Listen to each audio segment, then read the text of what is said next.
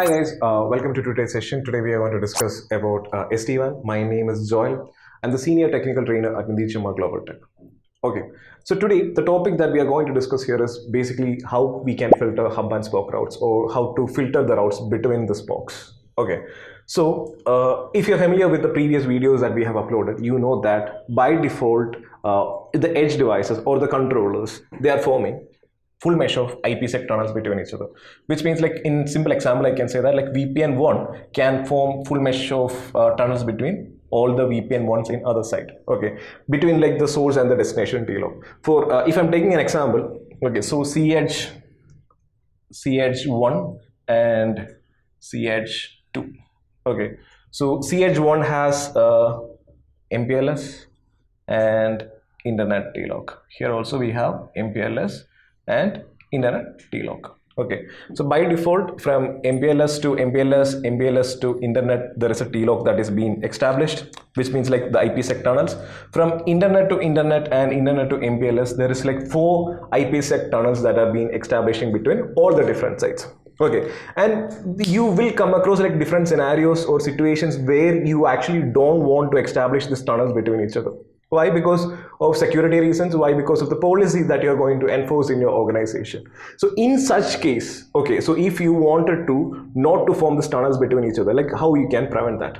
Okay, so since you might be already aware, like they have 3 controllers here: vManage, vSmart and vBond. So which of this controller is responsible for informing route and TLOCs to other devices? You can comment down the answer below.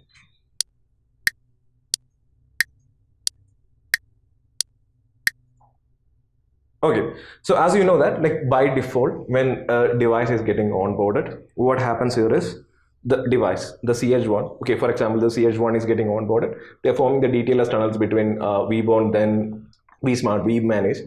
So when the device is getting onboarded to the SD-WAN, so they are also forming a tunnel to the vSmart. Okay, while the vSmart tunnel is formed, there is this DTLS tunnel that is being formed here.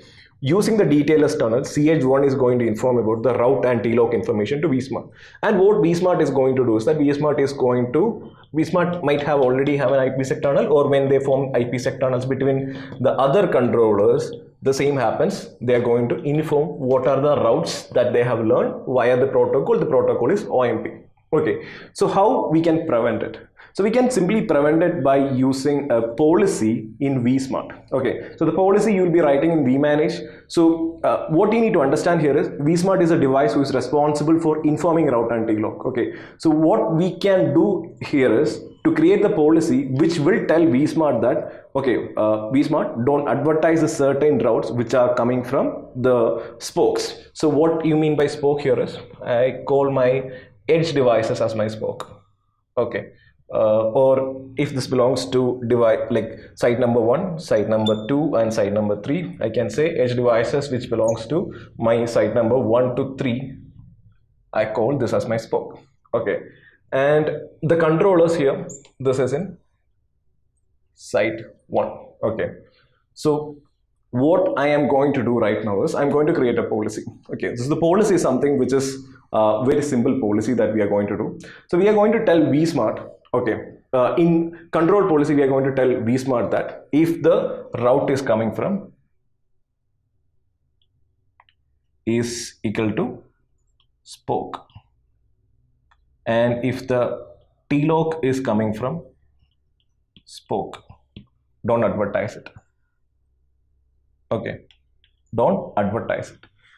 So what happens here is when CH1 sends this information to vSmart, vSmart actually checks, okay, what is the routing information that is there, and vSmart sees that, okay, so this routing information is coming from the spoke site, and it is having the route and TLOC information. So before actually sending this information, what happens here is like vSmart is going to deny that process. Okay, so that route is going to be deleted. Okay, so by default the edge devices, they are not going to form tunnels between each other. Okay, so if you have any questions, you can drop a comment down, like we will be getting back to that. And if you like videos, or if you want more videos on this particular topic, or if you have any certain recommendation that you need to understand any certain topics in regards to SD-WAN, you can drop that also in the comment. So we'll be getting back to that. To get more updates, like, share and subscribe, and get connected with us. Thank you.